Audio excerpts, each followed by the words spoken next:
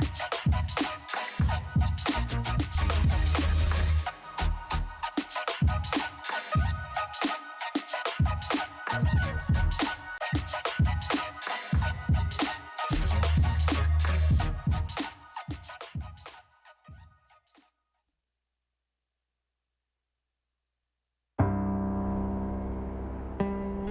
never know where life will lead us or what may hinder us along the way.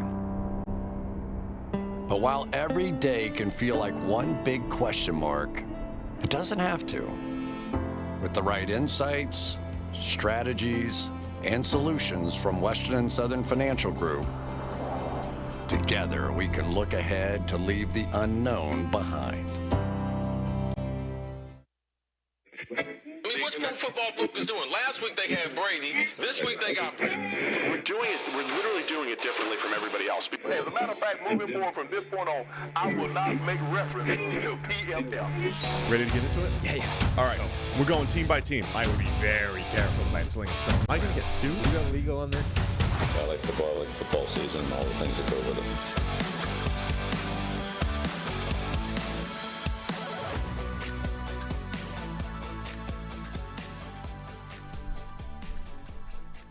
Welcome in to the PFF NFL podcast. Steve Palazzolo, Sam Monson. We're live here on YouTube, ready to go, previewing all Week 15 NFL action. A full slate of 16 games here, Sam. Yeah.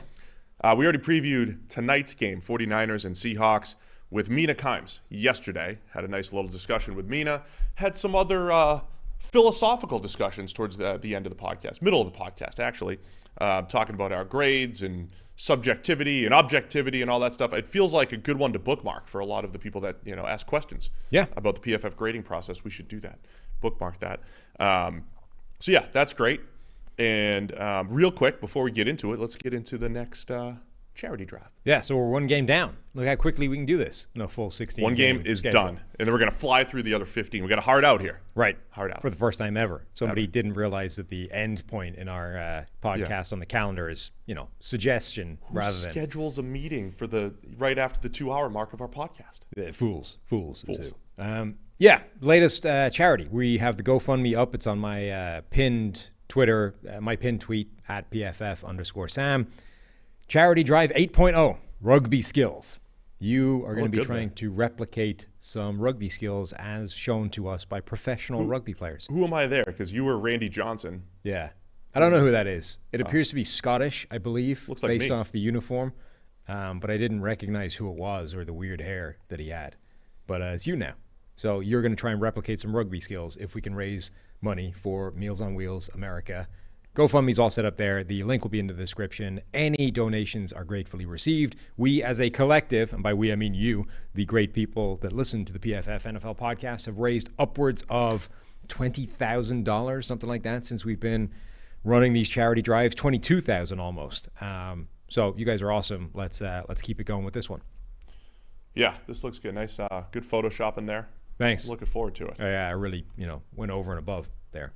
So as I said, go check out the GoFundMe. We'll have that in the description below in YouTube. We'll also link it out, make that our pinned tweets and the whole deal on Twitter. So again, appreciate everybody for doing that. I'm going to tweet out the fact that we're live right now. Everybody get here, smash the thumbs up button, and let's get into it. As I said, yesterday's podcast, we talked 49ers and Seahawks. Now into the rest of the weekend's action. I did have this grand idea about Island Game Weekend. This would be the weekend where you'd have the Island Games. One game Friday through Monday, nonstop throughout the NFL. The NFL is like close to doing that this weekend, right? You got 3 games on Saturday and the whole deal. They're certainly, dipping their toes into that water of what if we just had NFL on all the time? Yeah.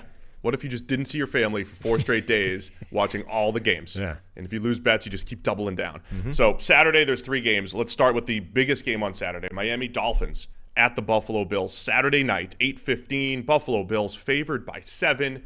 And, of course, the storyline is Tua in the cold. He's never played in the cold. And he's got doesn't have the best velocity in the world. How's he going to handle the cold and the wind and the whole thing? It's going to be below freezing in Buffalo. And potentially snow again. We might get our snow game. Did you see Oh, who was it? Somebody dressed up in like a full parka under their uniform. Was that today. Shaq Lawson? Yes. Yeah. Shaq Lawson. I sent Tyler a picture of it. Maybe he'll be good enough to throw it on the screen here. But, remember James Jones, who used to wear like a hoodie under his uniform? This is the next next level. The full parka. Yeah. Apparently it's only like 37 degrees or something, so it's a little bit over the top. I think it's more of a style than I'm cold You statement. think? It's a style statement. I mean, it's not like Shaq Lawson hasn't been in Buffalo before. You'd want to be pretty cold. He's played most of his years there. You'd want to be pretty cold to put that on. I think it's style. Like somebody's gonna rock like a mink coat under the jersey and be like, this is the next step. The here. Joe Namath. Yes. Under the jersey. Under the jersey. Yeah. Yeah. Tuck down the pant leg. I never forget I saw a guy with a Michael Vick jersey and a suit jacket before. You could put anything under a suit jacket. Like that's what that taught me. That lesson. You could put anything under a jersey these days. A jersey. Okay. We don't have time for this. This is why we stay on. Run. Getting off the rails already. Yeah. What are you looking for in this game besides Tua throwing the ball 10+ yards down the field? Well, the blueprint. The blueprint is out on the Miami Dolphins. Real quick, have you been following the blueprint discussions with Ben Solak, Lou Riddick? No. Online? What's going on? It's basically, I think Ben is suggesting there is a blueprint out there. There's a certain way to... That's a classic, by the way.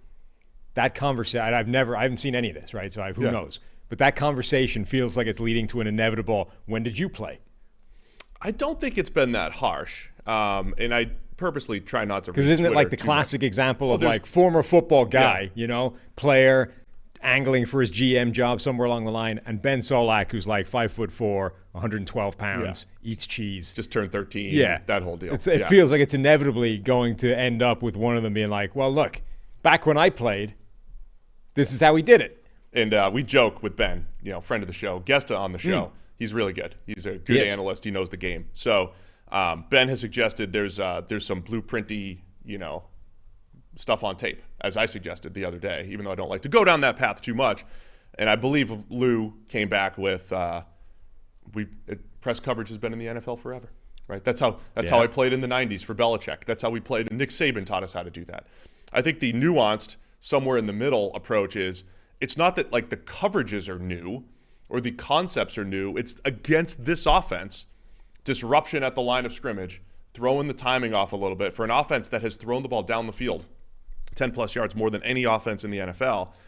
This is a style that they haven't shown that they can adjust to yet, right? It's not that you've spooled up new plays that the NFL's never seen before. It's that you're using plays defensively, coverages defensively, that the Dolphins haven't shown that they can attack properly yet. I don't like a blueprint to stop a team doesn't have to be a new thing that got invented. Like it's just it's a little bit of press coverage and disruption. It's a little bit of crowding the middle of the field, forcing the ball outside. And honestly, that's a strategy that teams used to use against Chad Pennington, right? Chad Pennington, he doesn't have a big arm, right? Force him to throw those outside the window, outside the numbers types of passes, right? We've seen good offenses who attack the middle of the field, even the Patriots in the Brady days, where they attack the middle so much, you'd have teams try to force them outside the numbers. I think that's a big part of what's happening here with the Dolphins. Right. I don't think you need to invent a new form of defense to combat something that's taking the league by storm. If you figure out something that's old that works, like it might actually be going back way into the history archives to find something that you haven't used for ages but has existed for years, because that's the thing that might work against an offense. Anyway, I think it's entirely true that there is something of a blueprint now to stopping this Miami offense in a way there wasn't earlier in the season. I also think, therefore, it's a fascinating matchup of how much of that are Buffalo going to do. I think they're usually reasonable defending the middle of the field anyway. And number two, what is the counter? Can Mike McDaniel pivot the offense to counter more of that? And specifically then, can Tua execute that? Because that's the different element. I think they started to do a little bit of the counter stuff on offense, and Tua kept trying to fire the ball into the middle. Yeah, I mean, and again, I think a lot of it is just throwing the timing and rhythm off a little bit, right? How many times when you describe Tua and his skill set, it's quick release and quick-minded, and he gets through his progressions and all that stuff. But just like I go back on my Jimmy G comp there's always a handful of plays a game where if that's not there, right? If that first instantaneous read isn't there and there's a little bit of hesitation, does that throw the whole thing off? I know that does it for a lot of quarterbacks, but Tua in particular. And so the Bills will look to disrupt. The Bills aren't as effective maybe in coverage as they've been in the past. They're about middle of the pack on 10-plus yard throws, completion percentage on 10-plus yard throws. Tre'Davious White still kind of just finding his feet coming back the last couple weeks, but it's always been a good, sound coverage unit. So that side of the ball, I think, is going to be an interesting one, Bills and Dolphins here. Mm-hmm. So 7 points for the Bills. Is that too much? And what happens on the other side of the ball? I think it is. A couple of weeks ago, before the blueprint was discovered, this was a really close game, I think.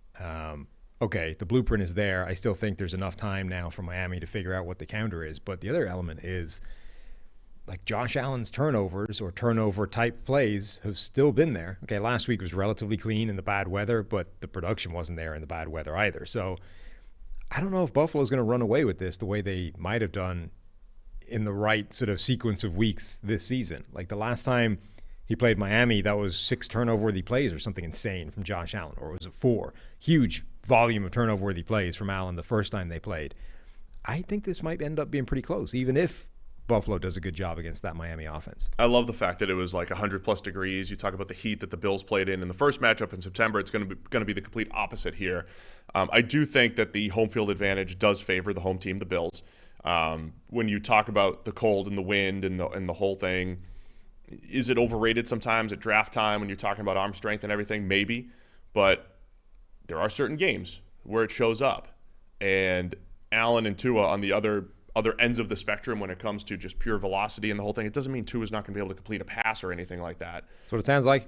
But I do think it's going to be a factor. What do we got? According to the PFF app that has weather information in it, 28 degrees Fahrenheit, 14 miles an hour winds, and snow.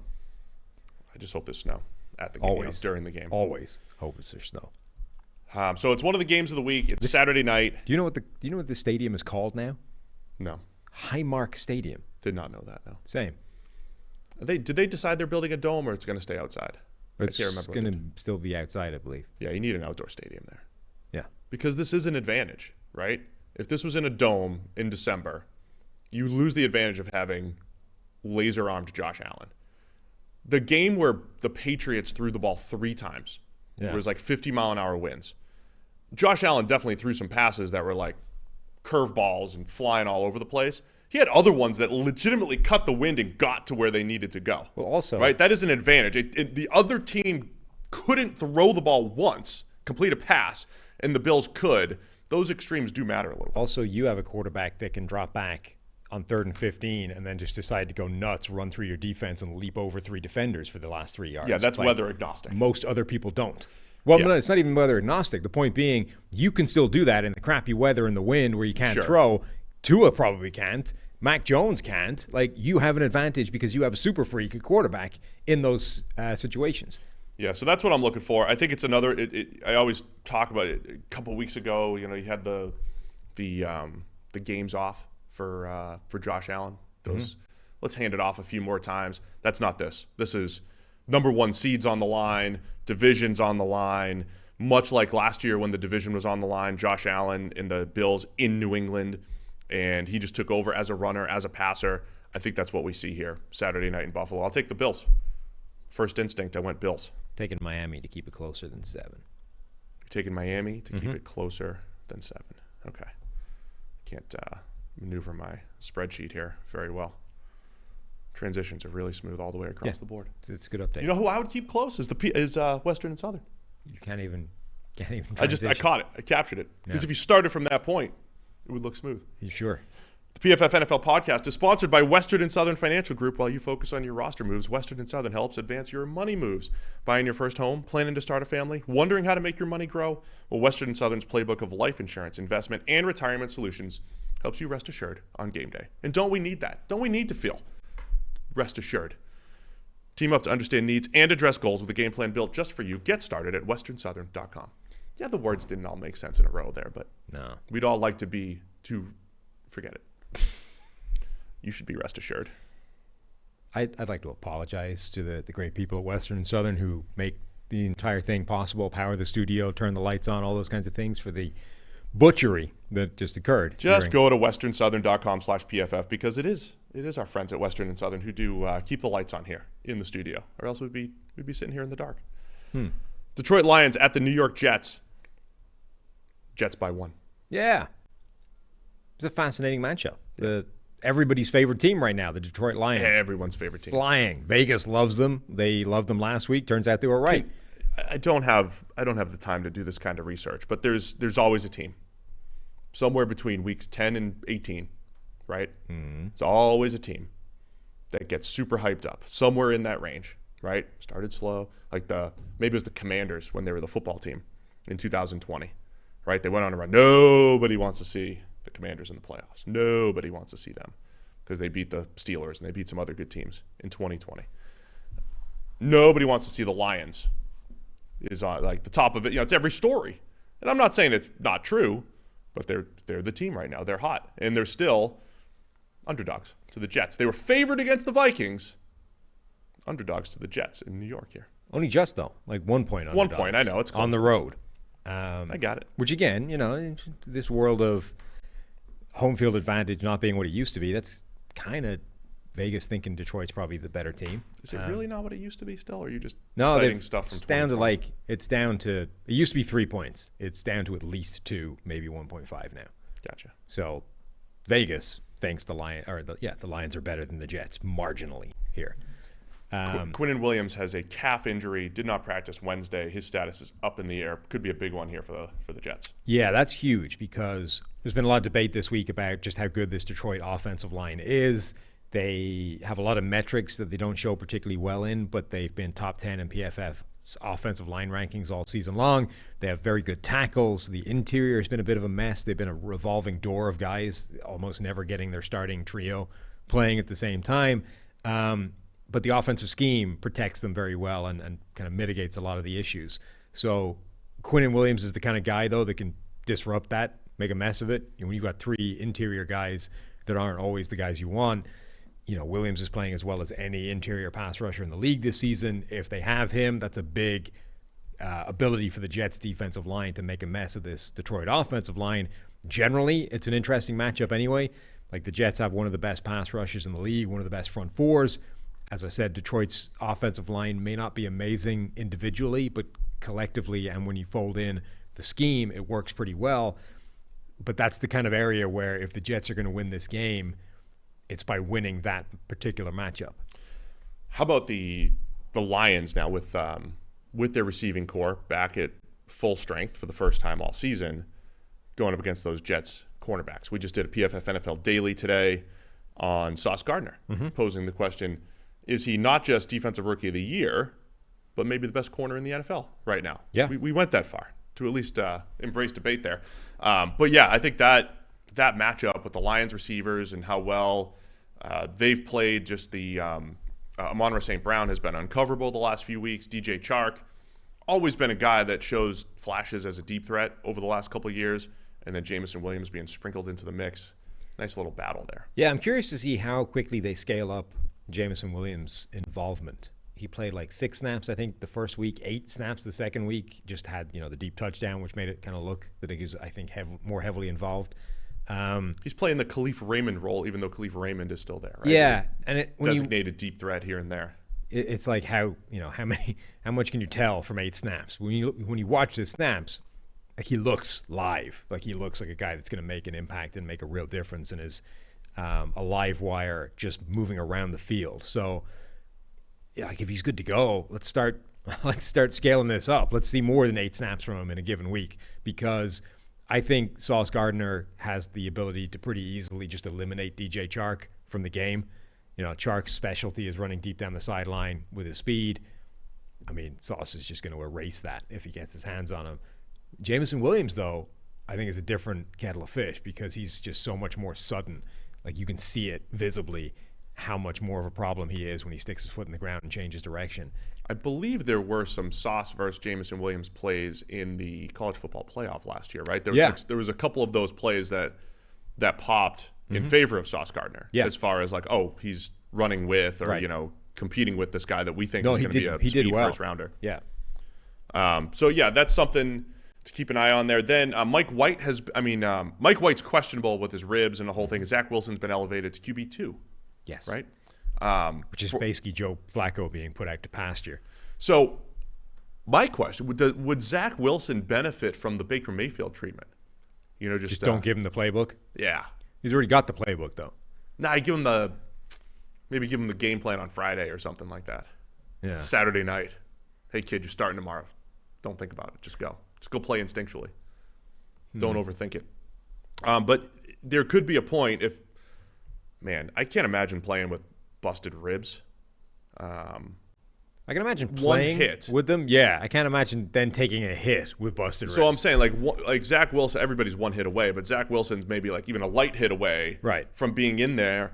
If we do see Zach Wilson in a backup role, I wonder if that actually might be better for him. Like he just goes in and, plays a little bit, cleaner brand of football, quicker brand of football. That's just something to keep an eye on with Mike White and his injury. Yeah, I mean, I don't think it would hurt for Zach Wilson's play to be thrown in there last second. Like, it's not going to make him worse than he was when he was starting.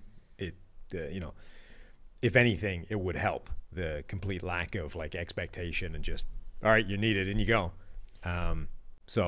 Yeah, but I think either way, it's going to be a step down from what Mike White has shown. So again, the Lions offensively, just a fascinating team because they've where are they in points? 5th most points in the NFL, and they started out really hot, had a bit of a lull in the middle of the season against the Patriots, against the Cowboys, against the Packers where they didn't score, but they're back to scoring again. Are they a team that's just going to run into a good Jets defense and that's going to go away, or are they going to be able to replicate this again? I think it's a big test this week because last week we talked about how much like Ben Johnson just owned Ed Donatel, the Vikings defensive coordinator. The Lions offensive coordinator owned the Vikings defensive coordinator basically every step of the way. Like every single play, it looked like he'd already set it up earlier and was hitting him with the counter, and it was just the whole way he was ahead. Now you get to see what happens when he goes up against Robert Saleh's defense, which is a really high-end defense with an elite pass rush, with elite corners on the back end. Like, this is the kind of defense that can test your offensive success. All right, well, I made my picks hours ago. I went first instinct Detroit. It is one of those where the more I talk about it, I like the Jets. So I'm sticking with Detroit as the 1-point underdogs. I am going with the Jets. I think they win by more than 1. Yeah. Maybe 2. Yeah, that's what happens when you pick them. That's what you're predicting. Yeah. Uh-huh. All right, other somewhat game of the week, Cincinnati Bengals at the Tampa Bay Bucs. Bengals favored by 3.5 here. Bengals, one of the hottest teams in the NFL. They're up to 9-4, and they're a game out between behind the Bills and the Chiefs as far as that number 1 seed goes. They are tied with the Ravens at the top of the AFC North. Bucs are also a first-place team in the NFC South at 6-7. Big stories this week. You've got Tom Brady versus Joe Burrow.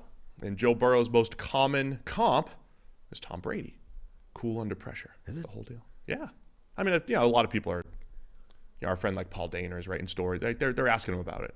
Okay. Just because he's good, he's young, he's clutch at the end of games, that type of thing. He's good. Cool under pressure. Yeah. Okay. What are you looking for in this one? I mean, God, it doesn't look good for the Bucs. There's no signs of this thing coming together.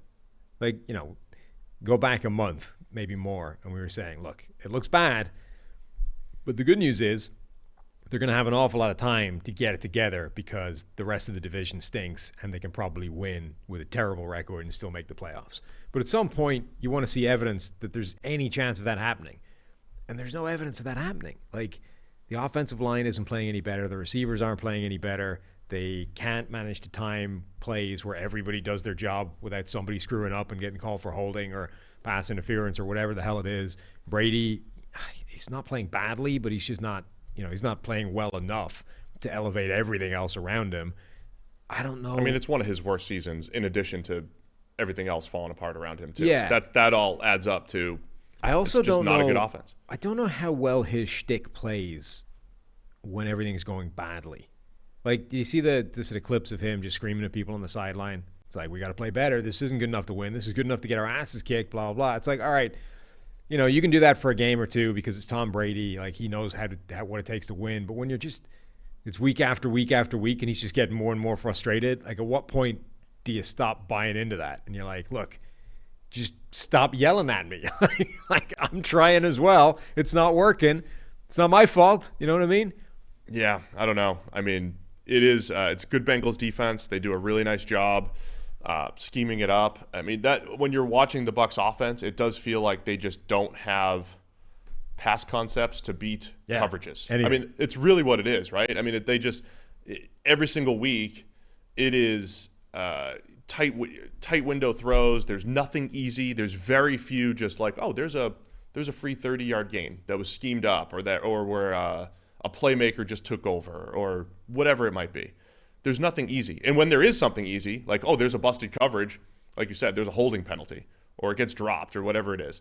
That has been the Bucs season. I don't know what the answer to that is, right?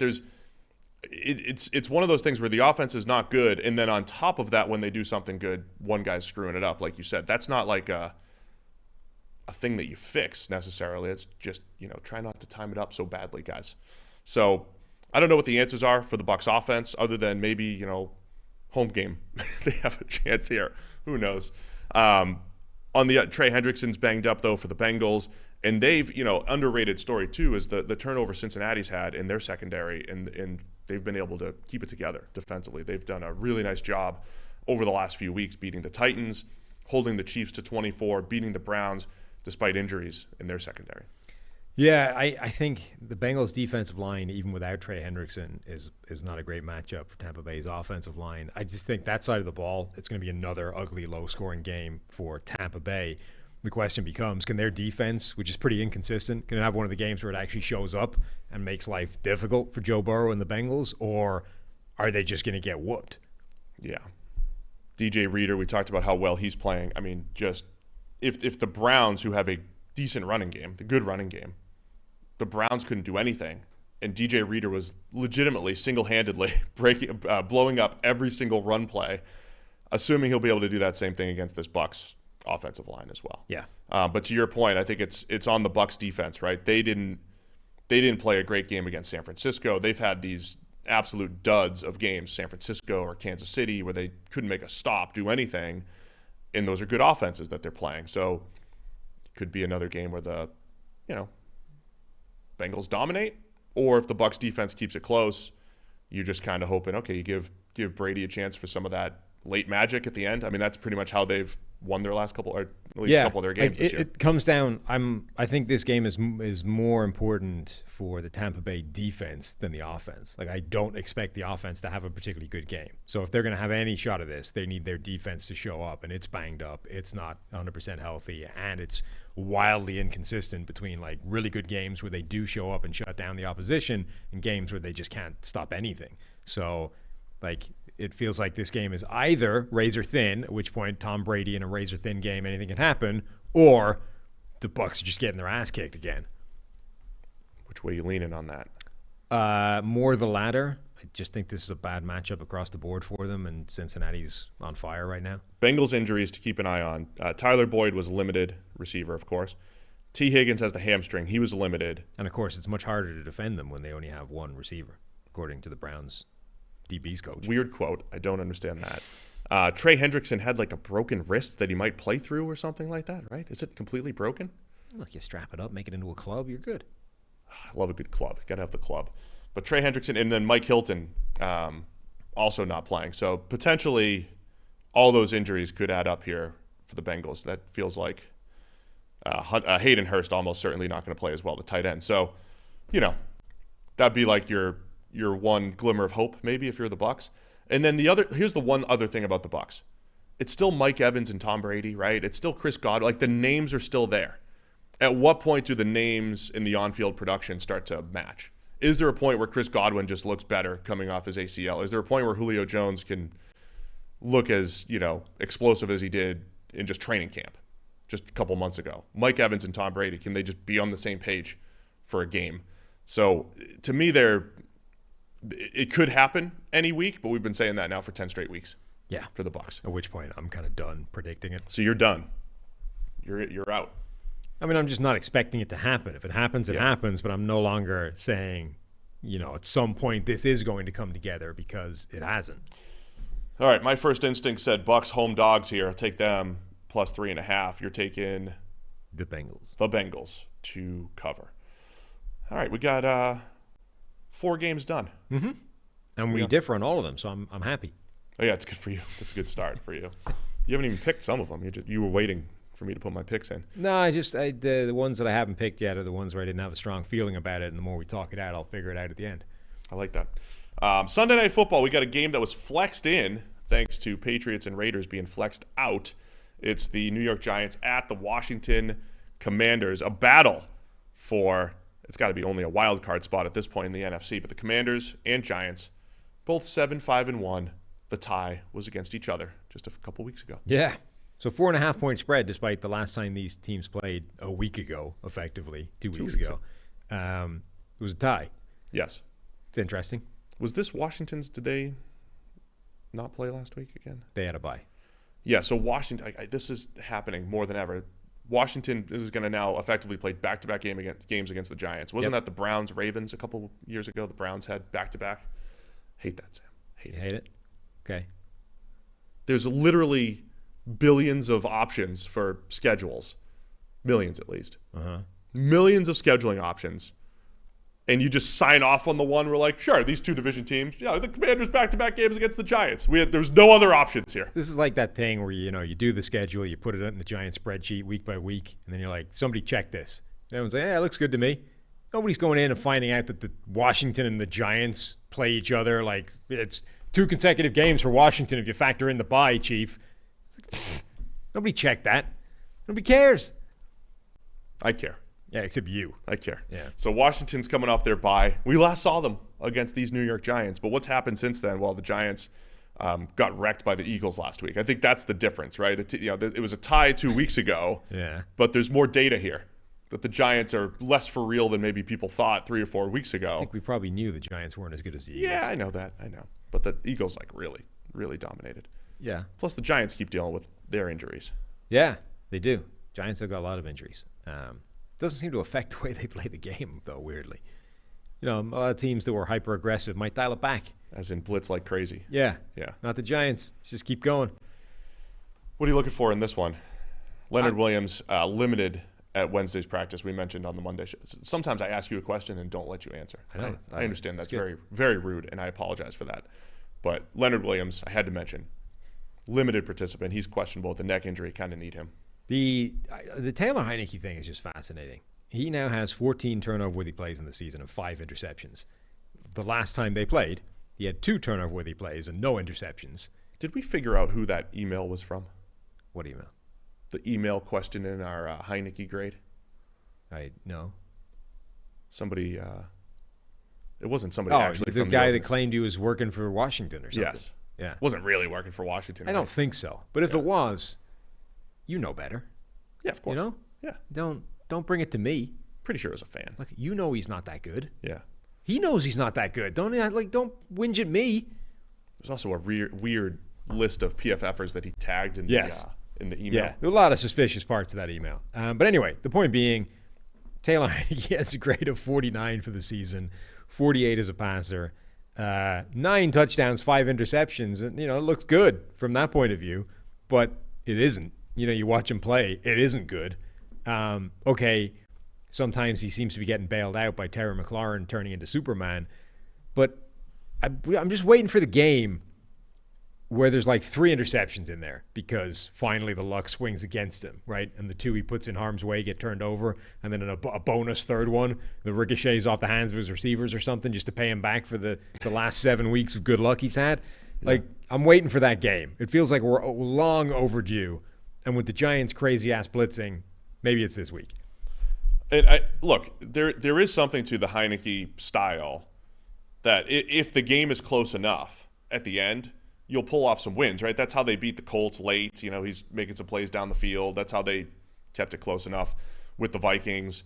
There's a couple of those, some of that late game magic that in Heineke, even just they were down 7, makes that great play on 4th and 4 to essentially save the tie for save the game so that they could eventually tie the Giants. Like, there's something to his aggressiveness in crunch time, but yes, the snap for snap efficiency from Heineke is not great. Yeah. What are you predicting here? A tie?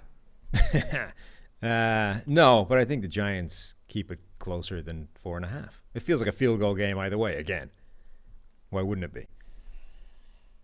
Man, I don't know. if Leonard Williams is hurt, so the Giants' run defense last week absolutely gashed, and I know it was the Eagles, but that makes me think, that's Washington's game, with Brian Robinson and what they want to do in the run game, and I think they'll be able to. I just like that matchup for Washington, and I like Commanders' pass rush against the Giants. Both of the Giants, their entire offensive line got wrecked last week too. Again, I'm trying not to overrate the fact that the Eagles are better than the Giants at everything. Better. And looked better at everything, and that's the last thing that we saw. But I don't know, man. I like the way the Commanders are trending a little bit more than the Giants. 4.5 does seem like a big number, though, doesn't it? Yeah. I took the Commanders hours ago. We'll stick with that. Sure. Can't go against it. How bad could I be? No worse than your regular picking. All right, let's do one more game here. Then we'll talk about our friends over at PrizePicks. Tennessee Titans at the Los Angeles Chargers. Chargers favored by 3 here in the Dome. Chargers coming off of big win against the Dolphins on Sunday Night Football. Can they do it again against the Titans? Titans going the other way right now. Still have a 2-game lead in the AFC South despite a 3-game losing streak. Yep. Is this the game that the Titans get back on track, right? They should be able to run against the Chargers. So, yeah, you say that, and yet... I do say that. You do. It's weakness against weakness. The Chargers are the worst team in the NFL, allowing yards against the run on average. The Titans are the worst team in the NFL at generating yards before contact on average. So any rushing success that they've had this season essentially has been Derrick Henry. The offensive line has not held up its end of the bargain generally. Now, obviously, on a play-by-play basis, that can be different, right? If they have one play where they all show up and do their job, Derrick Henry can go for 80 yards. But generally, this offensive line has been bad at opening up holes and generating space for Derrick Henry to get him going. But the Chargers are the worst team in the NFL against the run again.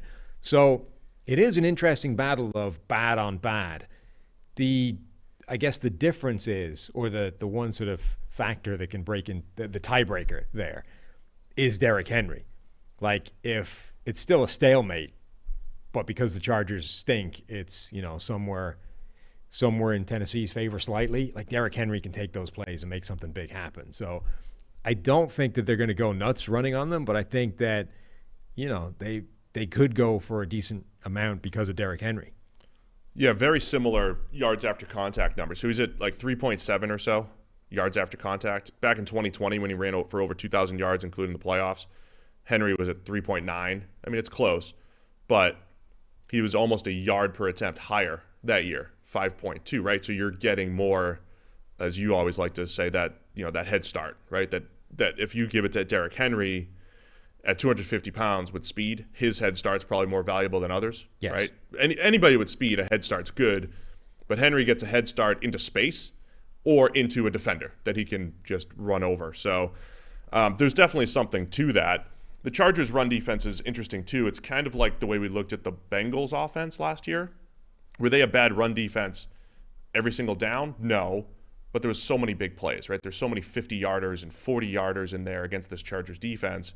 Was that just inevitably going to get better?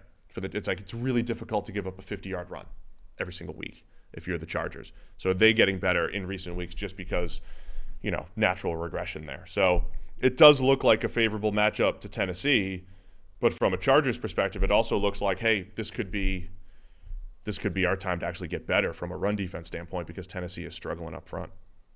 Yeah. I mean, look, this is a game where the Chargers have flashed the ability to still be a contender even with all the injuries that they've had. Justin Herbert has the capacity to play extremely well. I think it's a different offense when they have Mike Williams in there. They can make a ton of big plays. Tennessee has a very good defense, so it's going to be difficult. But it feels like Tennessee's offense might be able to get something going against the Chargers' run defense. And then, it comes down to whether Justin Herbert can execute that kind of game plan again and have success against Tennessee's D.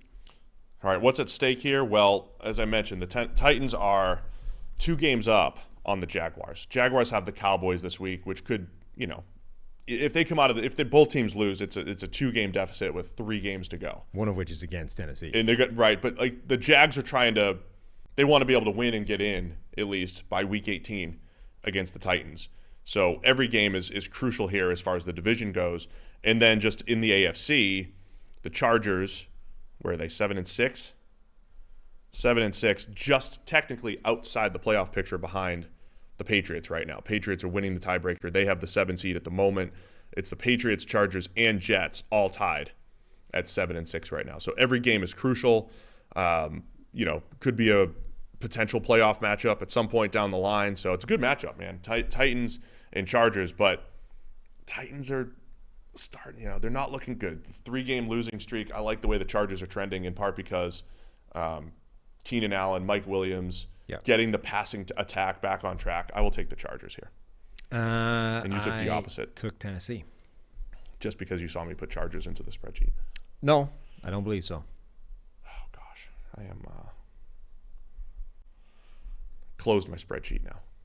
What? Accidentally pressed the X. I was trying to open it, and I pressed the X. It's just a masterclass. Mm-hmm. Masterclass on something. On hosting podcasts. Well, let's tell you about our friends over at PrizePicks. I have it. Good. They do some really cool stuff. Tell everybody about PrizePicks. Look at that. We got it right up on the screen. They do. Awesome way of playing DFS for pretty much any league or sport you can think of. Obviously, the NFL is where we're focused on. You just go through, build your little slate, take what you think will be a guy getting more or less than his projected total, and then build yourself a little card going. And because of the way they do it, you don't even need to get all of them right necessarily, depending on the way you choose to make the pick. All right, so you pick the 2 to 5 players like Sam is saying, and if they project if they're going to score more or less than their PrizePicks projection. You can win up to 10 times your money on any entry, and you're not competing against anyone else. It's just you versus the projections available. PrizePicks offers projections on any sport that you watch, which includes, listen to this, NFL, NBA, MLB, NHL, PGA, college football, men's college basketball, women's college basketball, soccer, WNBA, esports, NASCAR, tennis, MMA, boxing, disc golf, Euro basketball, cricket, and more. I might get in on the MMA PrizePicks. Oh, now you're an expert. Yeah. As an expert. Entries can be made in 60 seconds or less. It's that easy, and that's also why I might do it. Nice and easy and quick. It's safe and fast withdrawals, and we're currently operational in over 30 states in the entire country of Canada.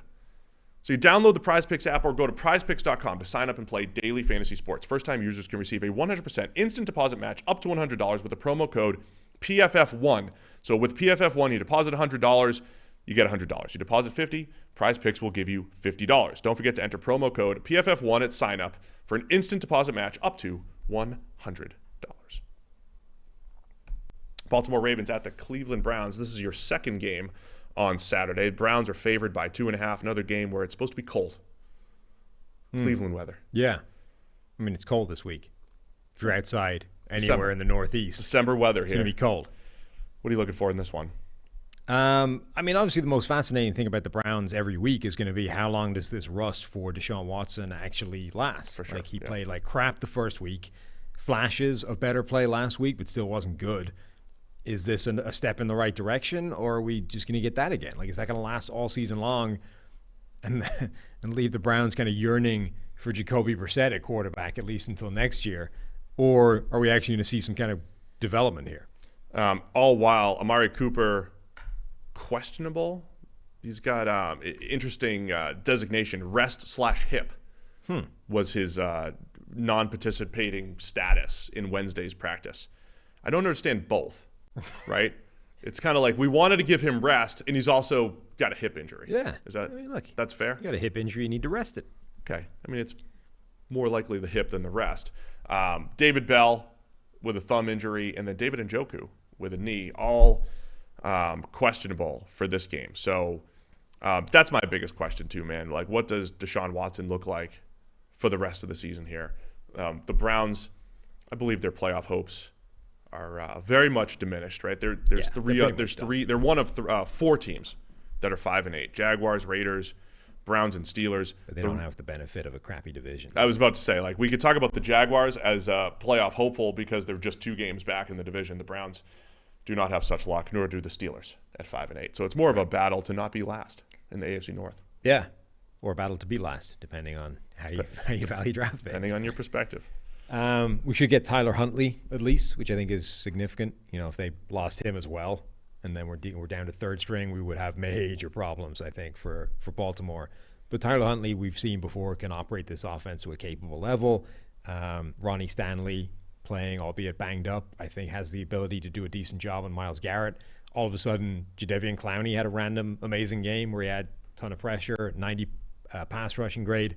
That's such a difference for the Cleveland. If they have anybody else have a huge game along with Myles Garrett, they're just such a different proposition to stop up front. Yeah, as bad as the Browns defense had been for most of the season, they've shown glimmers of hope in recent weeks. Now they played the Bucs, the Texans. Yeah.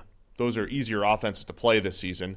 But they hung tough against the Bengals. You had a busted coverage on the flea flicker and all that stuff, but Clowney and Garrett were fantastic in that game. It was the best pass rush grade of the season since week 1 for the Browns. So I think that's something to keep an eye on here if the Browns can get some pressure on Huntley up front.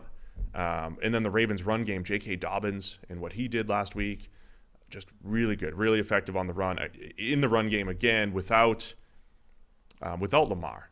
As Huntley does run the same concepts as we've said, doesn't have the same dynamic playmaking ability, but the Ravens are able to run their offense. They should have some should be effective running the ball against this Browns defensive front, at least the defensive interior. I'll say that every single week because they struggle. So I expect the Browns to be able to run the ball. Then it's a matter of, can Huntley do enough in the pass game? Because they haven't put a ton of points on the board with him under center here. No, they haven't. I mean, he didn't have a good game last week, even before getting hurt. It wasn't like it looked last season where he, I think, deputized pretty well for Lamar. So it might be a grind for Baltimore, but I still think, given the performance we're getting from Deshaun Watson right now, they're still a better bet. Yeah, that's where I'm going. I'm going to take the Ravens. I think they're going to be able to run the ball effectively against this Cleveland front. But it's kind of like the same thing. We don't know when Watson randomly starts looking good again and how that changes the dynamic of the Browns. Let's say not this week, though. I'll take the Ravens to cover the 2.5. Is that where you're going? Yep. All right, Atlanta Falcons at the New Orleans Saints. Saints by 4. Marcus Mariota, I believe he was benched for Desmond Ridder, and then he's having season-ending surgery on top of that. I don't think it did kind of happen in that order. Yeah. Right? No, it was very much a case of, oh, you're benching me? Well, in which case I'm going to go get this taken care of now, since there's no reason not to. See ya. Arthur Smith was basically like, look, I'm no doctor, but this was not something that was keeping him out of games. I can't tell him not to have the surgery, but, there's no reason he should be having it now other than he's not tremendously interested in not having it as long as he's not the starting quarterback. So, yeah, I mean, that's, interesting dynamic. 5-8 Falcons. This is what we had called for a few weeks back. It did seem like Mariota was running out of chances. I mean, my biggest question is, how does the offense change? I know you keep citing Ridder's athleticism and how he ran the ball, or how he ran at the combine and all that stuff. But I don't think you're trying. Like, they were running that offense in Atlanta because they were like, here's this body of work that Mariota's brought to the table. Average to below average passer historically. Let's lean into his rushing ability here. I'm assuming the Falcons aren't going to try to do that with Ridder, right? They're going to try to let him run a probably more conventional offense. I wouldn't change the offense one iota. I think that Desmond Ridder has enough athleticism to still execute the offense as it currently stands and threaten defenses in a similar way. Like, he might not be as dynamic a rusher as Marcus Mariota, but he's good enough that he can still stress the various elements of a defense that need to think about him and a running back and a receiver at the same time and cause them problems.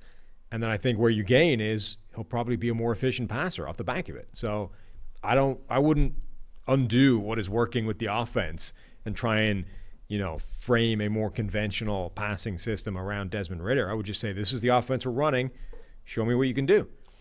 Preseason, Desmond Ridder had some really good flashes. He had a 92 grade in one game against the Jets, average grades in a couple other games. But even the games where the stats weren't as good, he had some nice throws in there. He had 2 big-time throws in his final game, had a couple picks in there as well. But there was a lot to like just in preseason action from Desmond Ridder.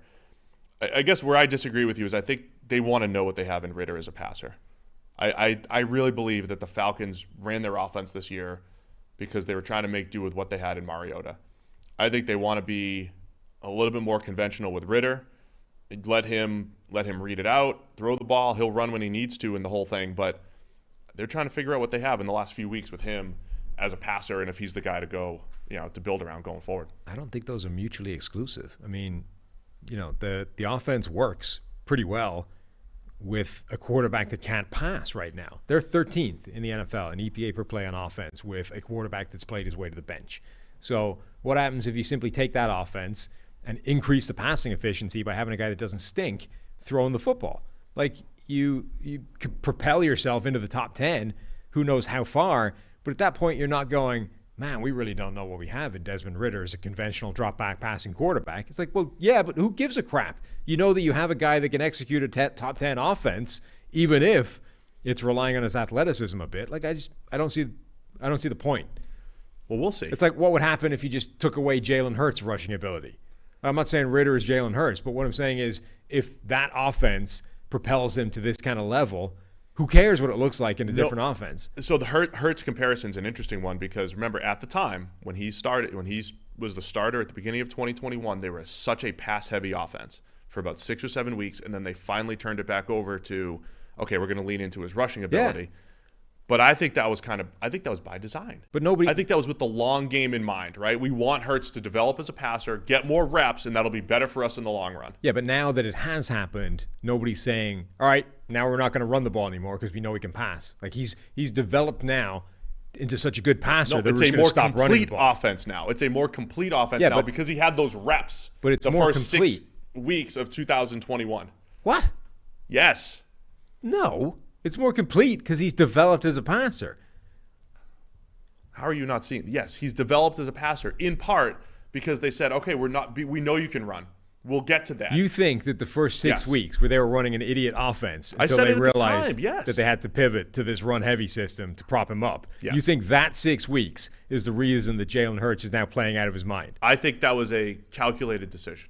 I think that was an idiotic decision that was immediately fixed once they realized, you know what, this isn't going to function. We need to actually build an offense around this guy. We're going to get Howie, and I'll talk to Howie Roseman and find out. Was that a calculated decision to be more pass-heavy early on for Hurts' long-term development, which might be, a big part of why they're 12-1 this year? And the Falcons should take that same approach with Ritter. I think that's one of the biggest reaches I've ever seen in an argument. Well, I haven't been wrong much this year at all. So. No, that's true. How about the actual game? New Orleans by 4. Falcons Falcons usually play the Saints pretty tough, even though the Falcons had a lesser team. All 4 of the teams in this division are the same. They're razor thin. They're all in the same ballpark. Where that one miracle Brady comeback away from all 4 of them being tied at the top of this division. Every single game within this division should be a field goal either way, right? The fact that it's 4 in the favor of New Orleans when there's every chance that Atlanta just upgraded a quarterback, I'm taking the Falcons. Just want to highlight, I do think Andy Dalton's playing pretty well this year. Yeah. He's playing well, and I thought that Andy Dalton is the best quarterback in this division this year. It's weird. A division that features Tom Brady. I thought the Monday night game exemplified that. He made so many good throws, and one was dropped by, was it Chris Olave, wide open on 3rd down. That was a key play in the game. Mm-hmm. And then the seam route to Taysom Hill that got knocked out late. That, to me, is summing up why is the Saints offense not as effective? Things besides Andy Dalton. Yeah. Fumbles at the goal line by Alvin Kamara against the 49ers. Those drops, and, throw for throw, Andy Dalton's playing some pretty good football. So something to keep an eye on here as the Saints try to, have some kind of life here in the last quarter of the season.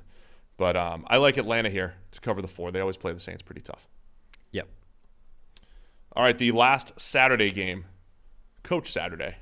Indianapolis Colts at the Minnesota Vikings. Vikings by 4.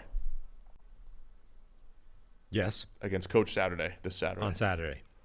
So you get one Saturday pun like you get one Purdy pun. No. The Saturday puns have much more shelf life than the Purdy puns. Can Jeff win on his namesake day? What's the guy's name? Thor? Is it Nystrom or Nystrom? I don't know. Let's call him Thor. Let's go. Okay, well, Thor. Thor pointed out that the Minnesota Vikings are aiming to become the first team to defeat a head coach on the day of his name. To defeat Saturday on Saturday.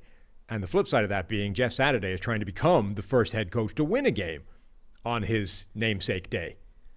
To win a game, Jeff Saturday on Saturday. So there's a lot on the line in this game. In addition to just, the Vikings trying to bounce back from getting beat by the Lions last week. It's a lot on the line here. A lot on the line. So, Colts have been just we thought they showed signs of life with Coach Saturday. Yeah. Probably not so much recently. I mean, look, so the thing in this game to me is, this is Saturday funniness aside, like Minnesota's defense is just getting gashed by everybody. If they can't go to work against the Colts offense, like they have no business even being in the playoffs, let alone trying to get the number 2 seed or whatever. It depends on how you classify the Vikings, but the Colts have played well and tough against maybe the 2 best teams in the league. They beat the Chiefs 20-17. Yep. And they blew a fourth quarter lead against the Eagles and only lost 17-16. If you say that the 10-win Vikings are in that boat of good team, then you could say, hey, this could be a good game. The Colts have, they also just lost 54-19 against the Cowboys. But, hey, it was 21-19 into the fourth quarter before they kept turning it over. Like, I could see their offense, their defense doing a reasonable job against Minnesota's offense. Like, that seems entirely plausible to me. It's like, if their offense also has success against the Vikings defense, then, like, Minnesota just doesn't belong in any kind of contender conversation. There was a point early in the season where Minnesota's pass rush looked like, okay, that's pretty solid. Right? It's still good. It's just it doesn't matter because the back end stinks. I'm saying it hasn't been as good in recent weeks against the Lions, Jets, Patriots. I think they get back on track in this one. I think they'll have success against the Colts offensive line here. Yeah, even against the Lions, like Zadarius Smith had 6 pressures. Like they're still getting heat. It doesn't have the same effect when your secondary can't stop anybody. Like when Cameron Dancer is just getting run past for a deep bomb. Who cares what the pass rush is doing because the ball's gone. Minnesota, though, should get Christian Darrisaw back in this game right as Blake Brandel wrecks his knee. There's like an MCL sprain or tear. He's out for, I think, the rest of the season anyway. Brandel was he didn't do terribly in relief of Darrisaw. He gave up something like 13, 14 pressures in a few games, but like half of them were sacks. It was a weird sort of breakdown of when he lost bad, but generally held up okay. But with the last time we saw Darrisaw, I guess the time before the last time we saw Darrisaw, he was playing like the best left tackle in the NFL. That is a significant upgrade for this Vikings offense. All right, I mentioned how the other day the Vikings have allowed 4 quarterbacks to have their best grade of the season. Yep. That is tough to do. It doesn't sound like a lot, but we're talking about every team, every quarterback essentially is going to play 12 different teams, 17 different weeks, right? 17 different games. And 4 of them had their very best against just this one team, the Vikings. If Matt Ryan can do that, he hasn't had it. His best grade's only 77 this year, again, which came against the Eagles. If Matt Ryan drops an 85 or something this week, that's certainly plausible, right? Matt Ryan against a zone-heavy defense. It is. Right? Doesn't that feel like a good matchup for Ryan to have a good game, unless the pass rush wins up front for Minnesota? Yeah, but it would be, such an indictment of the Vikings if they can't have a good game this week against Indianapolis. So I took Minnesota because I think, look, maybe Cousins is also, I don't want to say turned a corner either, but he's been less consistent this year than previous years. Mm-hmm. He was fantastic last week. Justin Jefferson looks absolutely unstoppable. The confidence that Cousins has when throwing to him, I like the way that pass game is going to be trending here down the stretch in Minnesota. So I'm taking Minnesota. Last week was by far the best game we've seen from Kirk Cousins this season. Yeah. I'm going to go with the Colts keeping it within 4. Because you can't. There's no way you can beat Saturday on Saturday. It wouldn't be named after him if you could. Yeah. Maybe he should be a college coach. Maybe, yeah. New England Patriots. Maybe that's how he gets the job. I'm undefeated on Saturdays. Undefeated. Urban Meyer could be your London specialist. Undefeated in the British Isles. Urban Meyer. New England Patriots at the Las Vegas Raiders. Raiders favored by 1 in this one. PFF app likes the Colts as well, by the way. Do they? Yeah. PFF app, which you guys should also check out. Get all your bets, get all your fantasy advice, get all Sam's writing. PFF app, go check it out. Download it. We still need to get the Fade Steve in there. That's the best bet of the week. Fade Steve bet. Yeah. Yeah, Steve's pick. Take the opposite. Uh-huh. Patriots coming off their Monday night win against the Arizona Cardinals. Raiders coming off of yet another 13-point loss. Blown lead. I mean, the biggest danger here is if the Raiders get up 13. Yeah. Because they're 0-4 in such instances. Sure. I'm curious. The Raiders are one of those teams where there's an obvious first thing to take away, right? Devontae Adams. And generally speaking, Bill Belichick has always been the best guy in the NFL at taking away the number one thing you bring to the table and forcing you to plan B. I don't think he's been as good at that or even has been doing it much this year. And I don't know if that's a case of like he just doesn't think he has the horses to do that anymore. And he's just playing more kind of quote unquote honest across the board and trying to win with just scheme and execution and play calling. But we're not seeing the kind of week-to-week game plans where Bill Belichick goes out of his way to assign all kinds of additional help to like an obvious number one target for an opposing team and force them to go somewhere else. Like Justin Jefferson went off against the Patriots. Justin Jefferson was just beating their corners one-on-one. Stephon Diggs was just beating their corners one-on-one. When they needed a first down, they just threw it to Stephon Diggs one-on-one against one of the Joneses, and it was working. So is he going to do the same thing and just let Devontae Adams have free reign wherever he wants to line up, wherever he wants to hit, and 15 targets later? Or is he actually going to go, no, listen, why would we not try and take away Devontae Adams? Let's do something here.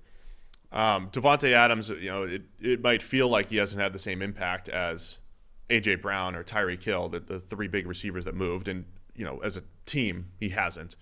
But he does have Adams, 64% of the Raiders' receiving yards over the last 2 weeks.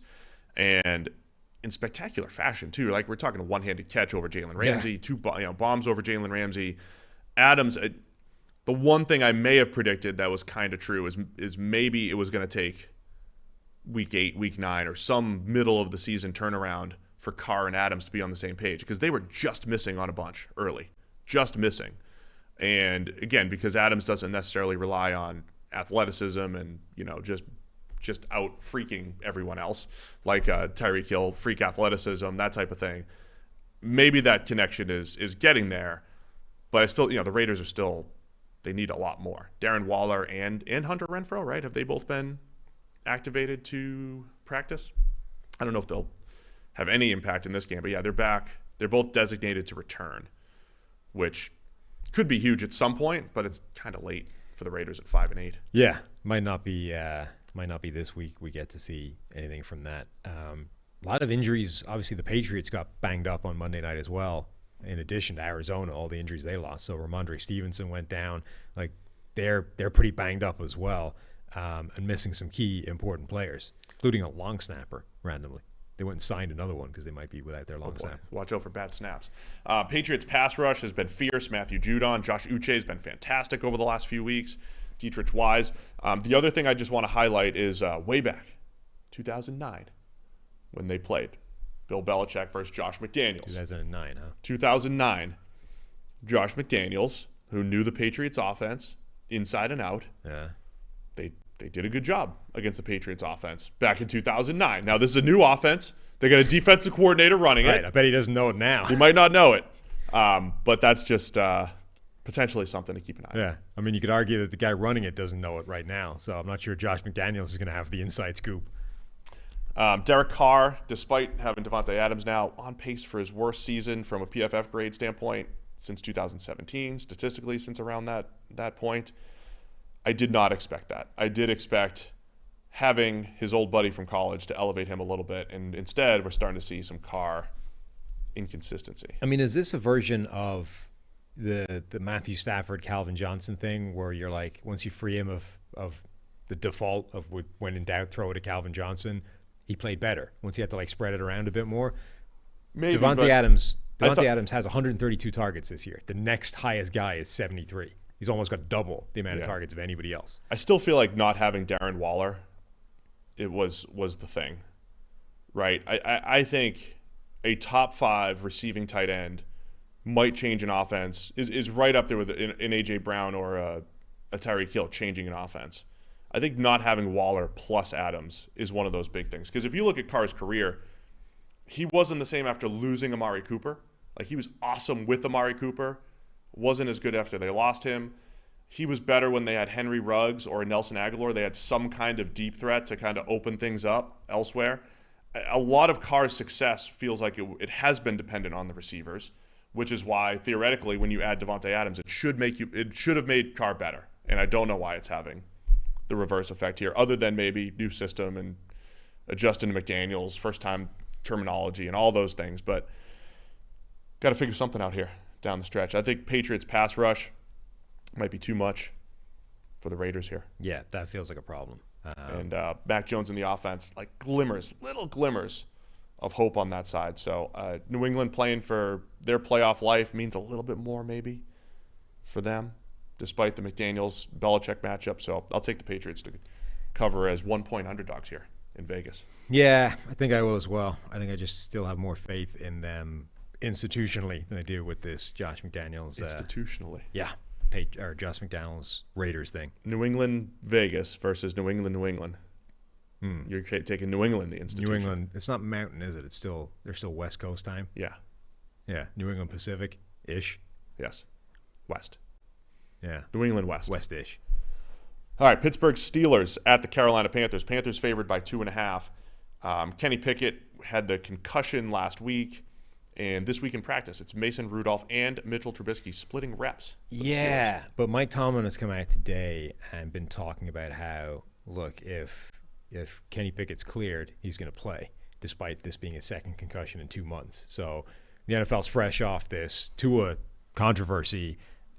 Chris Nowinski, the concussion guy, I guess, if you know who Chris Nowinski is, the founder, CEO of Concussion LF, neuroscientist, author, a former WWE guy, big into the concussions and CT and all this kind of stuff. Basically just keeps on top of all of this throughout all different sports. He's making the point that the doctor is likely to say, look, I can't find a reason not to clear you. And Tomlin is just going to default to, well, I'm not a doctor, therefore put him out there. And yet we're already kind of seeing like, that's a lot more risky than you think it is. And if he gets a third concussion in 3 months, that's very, very bad. So, and my point being, there's every chance that Pickett starts this game. Yeah, so Pickett against Darnold. 2-0 Darnold? Did they win last week? No, they lost. No, they won. Yeah, 2-0 Darnold. Remember the stat? I do. So, I mean, that's a stat that you have to embrace. Sam Darnold's 5-0. So he's got one more game in his first 3 games of the last 2 seasons. Yeah. When it's the first 3 games of Sam Darnold's season, the dude's undefeated. Uh-huh. Find someone else who's done that. So this is his last game, is what you're saying. Oh, yeah. It's one more win for Darnold. What did I take here? Alternatively, it could be Mason Rudolph against Darnold from that draft class. That is that draft class, isn't it? Yeah. So the guy we never talk about from that draft class because he had a shot, stank, and then got sat in the depth chart again. I mean, I saw a Pittsburgh beat writer comparing the first few games of Rudolph to the first few games of Pickett. Oh, Pickett. Rudolph's are better. Sure, yeah. But like Rudolph, it's like, he's done. Yeah. Had your shot, you're done. Mm-hmm. Pickett, it's like, just give him time. Yeah. Because he's first round pedigree. Yeah. The guy needs time. So I'm flipping to Carolina. Sorry, this is the one time I'm going to flip my pick. I got to go. Sam Darnold's hot. Oh, because of the stat. Yes, right. The stat. Carolina's run game was really effective last week. Pittsburgh's run defense struggled against the Ravens. So Carolina getting that defense going and everything. All right. I'm picking the Steelers. I think they're going to be able to stop Carolina's run game in a way that Seattle wasn't, at which point Darnold is actually going to have to do the stuff and win the game himself, and that's not going to happen. What do you think of Rudolph getting snaps? Oh, no. Jeez, Look what just happened. How did that happen? All right, no more close-ups. I just knocked the curl out of place. The curls just... It's tough to get it back. They just broke loose. It's tough to get it back. Yeah. What side am I on here? Man, we're gonna. Could we have a makeup artist on standby? Somebody text Ashbrook, get that lady in here, whatever her name is. Yeah. Fix it quick. She taught us how to repair your own curls. She helped me. I had issues. Yeah. She helped me with my skin. What were you asking before you? Why is Rudolph getting snaps instead of Trubisky? Because apparently Deontay Johnson wants him to. What was his quote? He didn't say that. He just talked about how it's his time. it's Mason's time. He's put in the hard work. It's time to see what he can do on Sunday. Who's a better third-string quarterback, Mason Rudolph or Nick Foles? Foles. I mean, those two dudes have been sitting there as third string the entire season. Yeah, right? but Foles, there's a chance that at any given day he can go off for like a Super Bowl defining game. Those guys should be backups. I don't think there's that chance for Rudolph. They should be backups. Those are QB2s. Foles could be a backup. I mean, Foles would be one of the better backups in the NFL, I think. Rudolph's not bad. I mean, he's no Nick Foles. Well, we'll see what happens at quarterback. I'll take Carolina giving 2.5 regardless here. I'm taking Pittsburgh.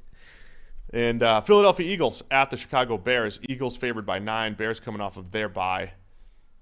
Eagles are so much better than the Bears. 9 points here in Chicago. Wow. You just went straight to that, huh? I mean, aren't they? Yeah. I mean, what did they beat the Giants by? Like 20-something? Do the Bears treat this as their Super Bowl, though? Well, look, the difference between the Bears and the Giants, other than the record, is that... Is not much? Well, Justin Fields makes that offense a nightmare to defend for anybody. Like, as much as Danny Dimes is freakishly athletic relative to what he looks like, Justin Fields is just freakishly athletic, period. Like, not relative to, any looks. He's just absurdly athletic, and that makes that offense an absolute nightmare for any defense to match up with. And, okay, Philadelphia has a very good defense, but Chicago's offensive line is vastly improved from earlier in the year. They run block very well. They should be able to run the ball. Justin Fields can make a couple of special plays here or there, at which point their offense, might have a degree of success. Now, the problem comes on the other side of the ball where Chicago's defense is bad and Philadelphia's offense is very good, at which point it's hard to see how they keep it within 9. Chicago should get Jaquan Brisker back, though. Oh, right? That changes everything. It changes everything. The rookie safety. Yeah, I mean, Chicago's they don't have great talent on the defensive side of the ball, and they're very much hurt. So that's going to be a struggle against the Eagles. One thing I just want to highlight about the Eagles, I think I think it's tough to have just pure football axioms, right? We talk a lot about them, is coverage more important than pass rush or whatever? But to me, the Eagles are always just this perfect example of the pass rush coverage debate, and just like when the Eagles are a Super Bowl contender, it's not necessarily because of their pass rush. It's because of what they do on the back end. It is because of their coverage unit. The Eagles have had a top 3 pass rush, 8 straight years. Like every year that I can remember since 2015, maybe one year they weren't that good. Every year they have a good pass rush. They got 8 pass rushers. That's true again this year. The difference is Darius Slay and James Bradbury, the whole unit, right? They're the only team in the NFL allowing negative EPA, expected points added, on 10-plus yard throws. They've got the number 3 overall coverage grade in the NFL. That is the same thing that happened in 2017, right? So the one constant in Philadelphia for about 8 or 9 years, multiple regimes, as far as coaching goes, always have a great pass rush. Top 3, top 5. 2017, they had one of the top coverage units in the NFL. Same thing this year. I mean, to me, that's, of the many things that separate the Eagles this year, that's one of them, and one of the big reasons why they're the top team in the NFC. Yep. They're so good across the board. No, they are. I mean, they've got 2 cornerbacks that rank in the top 10 or whatever in terms of all the relevant metrics and grade. The defense is great. I think that's going to be the difference because Chicago's is not. Yeah, so I think I'll take the Eagles to cover the 9. Obviously, I think the Fields aspect here, it's going to be how he, if he has those superhuman plays to keep them in it. Yep. The other thing is the Eagles' run defense is not good. With Jordan Davis, without Jordan Davis, with Ndamukong Suh, they were a little bit better a couple weeks ago with Suh and Joseph, but they had like 1 or 2 good games in there. The Eagles' run defense might, the Bears might be able to have some success there. I feel like That's now they've got designed runs, not just field scrambling. Now they've got Jordan Davis back, but because they've signed Ndamukong Suh and Linval Joseph in particular, it seems like Joseph is punting Jordan Davis out to a wider alignment when they play. So there's all these snaps now where Linval Joseph is the nose tackle and Jordan Davis is being kicked out to like a 3-tech, and it's making both positions worse. Like Jordan Davis isn't great at that alignment, and Linval Joseph is just old and 1,000,000 pounds. Like I was sending you the pictures. Yeah. There's all 22 views from like behind the line from Philadelphia's point of view.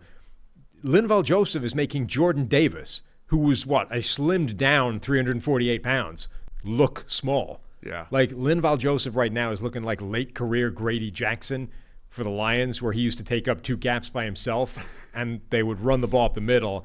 And his plan was to line up in the 3-point stance and then just stand up and lean forward. And that's the A-gaps taken care of. That's what Linval Joseph is starting to look like, only it's not working. He's just not generating anything. So I honestly, as much as Linval Joseph has been a great player, I sit him down for Jordan Davis. I would put, Davis, he's still working his way back for injury. You could tell he was hurt 2 weeks ago when he came back. He's been limited snap-wise as well. But, I'd throw Jordan Davis back in at nose tackle. Linval's got a 45.9 grade since joining the Eagles. We both taking the Eagles here? Yeah. You say? All right, 4 more games to discuss. We're on pace. Yeah. Doing great. We're done early, maybe. I mean, look, let's not We count the just chickens. stop early, tell stories. Yeah. Dallas Cowboys at the Jacksonville Jaguars. Cowboys favored by 4 here. Trevor Lawrence didn't practice yesterday, but he should be okay to go. That's because his knee got bent It's a backwards. toe injury, apparently. Something different. No, something different. Yeah. Jacksonville, I think, has the single most one-dimensional offensive line in the NFL. They rank top 5 in pass protection metrics and stats and grade. They're pretty high, but they have the worst run-blocking line in the league. They're even worse than Tennessee, grade-wise.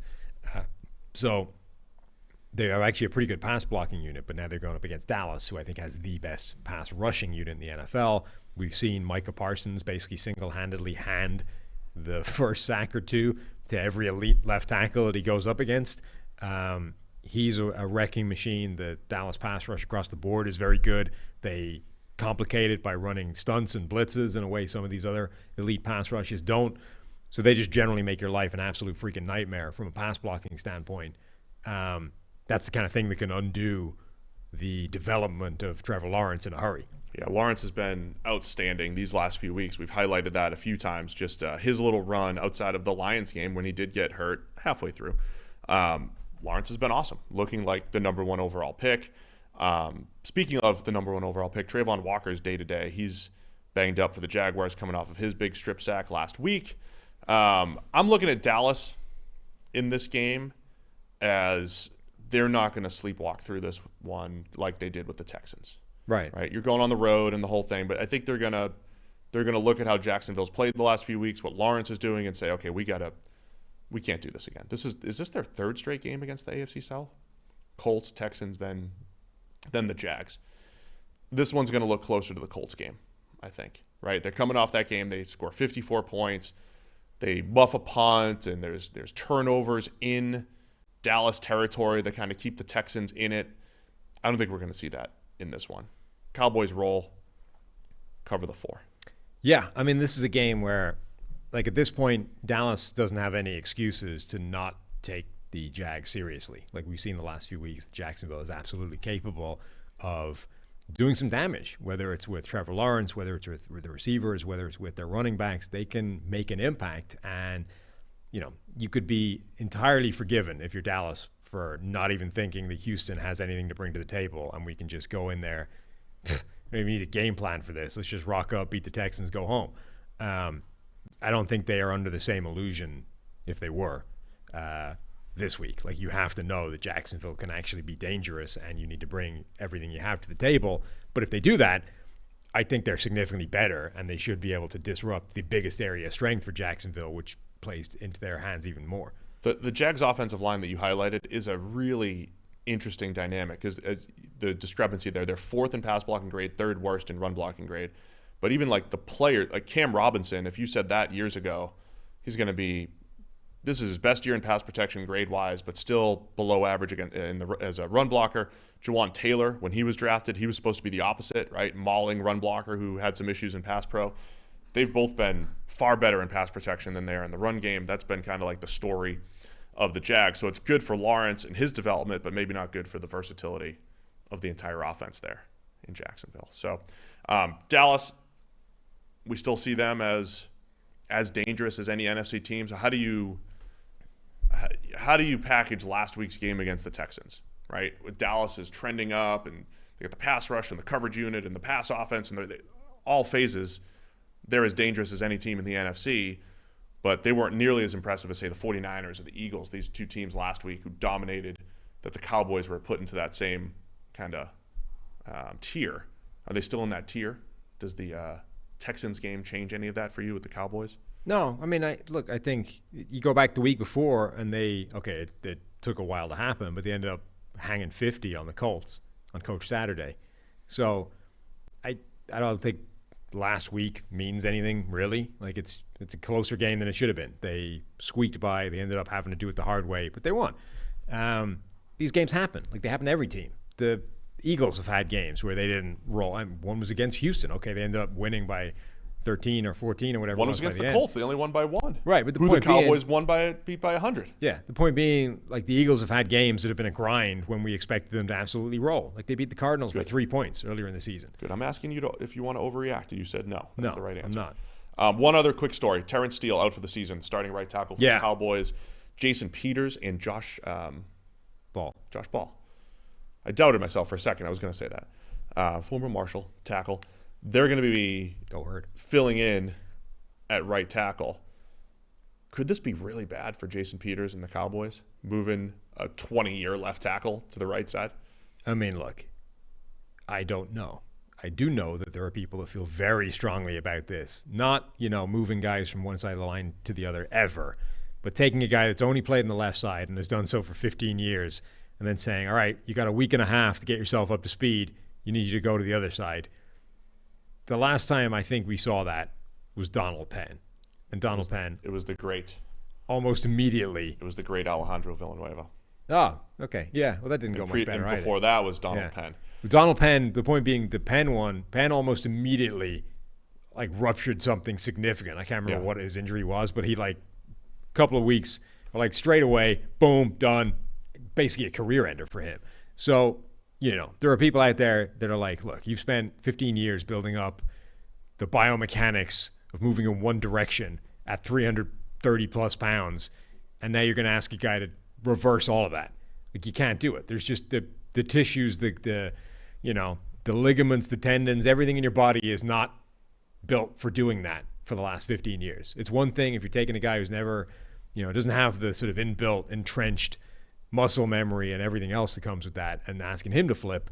It's another thing entirely if you're asking a guy like Jason Peters. But that could be, old wives' tale bullshit. Who knows? I mean, I would lean toward I believe when you talk about flipping a guy at draft time, completely overrated. Guys move from left to right tackle, from college to the NFL, within college, all the time. Very common. But I think the anecdotal evidence that you bring to the table, Donald Penn, Alejandro Villanueva, maybe Michael Orr at various times in his career. But when you're 7-8 year veterans or later, I think that's really risky for Peters personally and for the Cowboys, right? He could look terrible there. Even Penei Sewell had 6 weeks of adjustment, and that was just after, 3 years of playing left tackle, essentially at Oregon. So that's where this could be risky for the Cowboys. I'm not saying they have great other options than Jason Peters, first-time right tackle, or Josh Ball, mid-round pick. But I'm just saying it could go poorly. I mean, look, as I said, I'm not a doctor, but I 100% buy into the concept. Yeah, I absolutely buy into the concept that if you've done one thing for 15 straight years and then flip sides, your body's not going to like that. It just isn't, right? Particularly if you're already old as hell, maybe if you're 24 and you do it, your body's just young enough where it can deal with that kind of crap. Peters is our age. Right, but if you're 40 and you suddenly try and reverse everything that you've been doing for the last 15 years, I can't imagine that those same parts of your body are able to handle that the same way. They just can't be. So, and I don't think a week is enough time to make that happen. Maybe if you said, hey, Jason, next year, we're going to need you to play right tackle. If you could start getting the reps in now to build up that side of your body so that week 1, 2023, we're good to roll. Okay, I can buy that. But I think asking him to do it now, again, who knows? This might be just inventing stuff that isn't a thing. But medically, that doesn't feel smart to me. Jason Peters and I are in the same draft class, 2004. He's over here trying something new. Please tell me he was drafted in baseball. No, but he was undrafted in football. Okay. Jason Peters and I neither of us have been drafted at all. Yeah. Yeah. Baseball or football. Basically the same guy. And here we are. Have you checked At that he 40 wasn't drafted in baseball? Here we are at 40 years old trying something new. He's going to go try to play right tackle. I'm going to try some rugby skills. You know? Well, medically, I think it has the same kind of risk associated with it. Yeah, my risk might be a little bit more since, Yeah. he's still playing at a high level. Anyway, we spent more time on that. Now we're losing pace.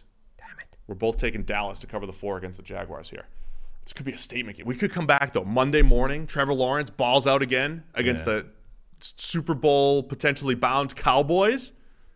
This could be the narrative changer for Trevor Lawrence. Get ready. Arizona Cardinals at the Denver Broncos. Broncos by 2.5. Russell Wilson in concussion protocol. Yeah. Sounds like he's trending to play. See what happens. But if he doesn't play, it's Colt McCoy versus Brett Rippon. God.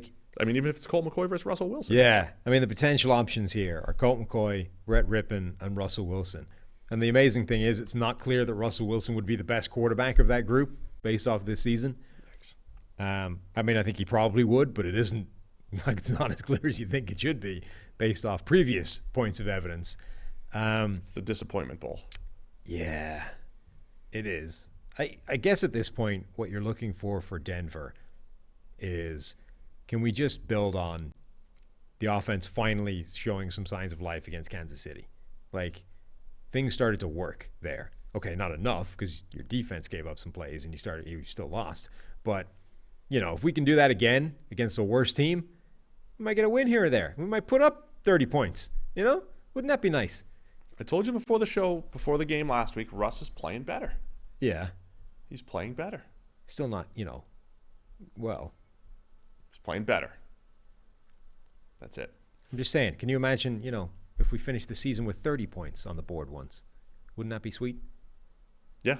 I think that's what Denver have to be looking for, That's what I've seen other teams out there with a 3 to begin their point score total. That'd be nice. Should be able to do it maybe against this Arizona defense. That's what I'm saying. I enjoy watching Colt McCoy play because I wanted to watch Kellen Moore play more NFL football. Because I really wanted to see the well below average arm and see how long it can operate in the NFL. And Monday night, you kind of saw that with Colt McCoy. Early in the game, it's dude, wow, look how quickly he gets rid of the ball. The anticipation is incredible. But if he doesn't play with pristine anticipation, or he doesn't have the guy open early enough that he can get rid of the ball that early, Colt McCoy's going to hold the ball, take a sack, or just try to throw it into a tight window and not have a chance. The margin for error for a Colt McCoy with his level of arm strength is so tiny. But it's always a fascinating watch for me to see if he can overcome that with everything else that quarterbacks need to be good at. He's also reached the age now where it's in addition to not having great tools when you started, they're probably declining. In the Mike Leach tributes that were going around, there were a ton of images of that famous play where Texas Tech knocked off Texas. Michael Crabtree, the last second pass to the far right corner. He ends up avoiding a tackle, tiptoes along the sideline, touchdown, game winner, walk off, blah, blah, blah. Colt McCoy was the quarterback on the other sideline for Texas in that game. That's a long time ago now, Michael Crabtree, for example, who made the play, has been retired for years. And Colt McCoy's still out here trying to convince people that he can play quarterback in the NFL. Yeah, it's a long time ago. It is a long time ago. That's the thing. It's like that, the Matt Castle thing. How many years has that guy been sitting on the sideline where we just assumed he's the same dude? It's probably not, Taking Denver to cover the 2.5 here. I think if there's something to watch here, Patrick Surtain and DeAndre Hopkins, when they play football against each other. Yeah. That's something to watch for. Other than that, Jerry Jeudy got his mojo going. Jeudy is fascinating, right? again, let's not spend too much time on this, but when Russ came to Denver, the appeal was supposed to be Jeudy and Courtland Sutton, Tim Patrick before he got hurt, and the whole thing.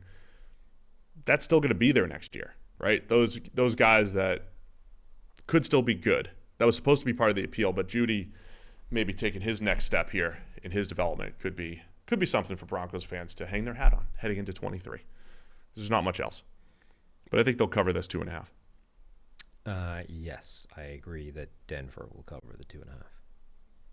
Kansas City Chiefs at the Houston Texans. Chiefs by 14, and the Texans have none of their good players playing. It's only 14. I am amazed that this is only 14.